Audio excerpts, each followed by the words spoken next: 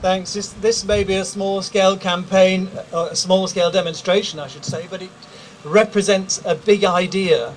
It's an idea that really has to be fought for very hard. And I think we're starting to get the message across. The perception of this campaign is growing, and there's a lot of sympathy for it. Those who imagine that Sharia can somehow live in conjunction with any other system of law are fooling themselves. When the Archbishop of Canterbury, who considers himself a liberal, though I'm not quite sure who is being liberal to, whether it's the Ayatollahs and the mullahs and the imams, he's certainly not being liberal to the women and the children.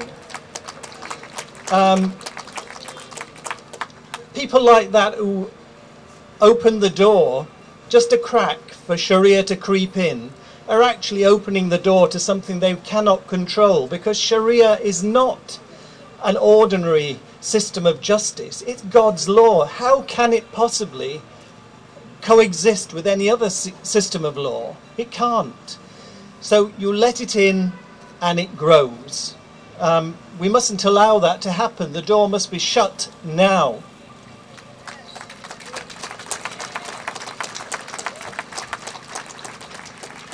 There is hostility growing throughout society against the idea of Sharia law having any part in British justice. We have got to encourage that idea to grow. We've got to encourage that hostility to grow. We've got to make people understand that this is not just some kind of wishy-washy, generalized thing. It's something that affects real people who don't have a voice most of the time. We've got to be their voice. We've got to stand up and say, look, it's not going to happen. Take your Sharia law, and you know what you can do with it.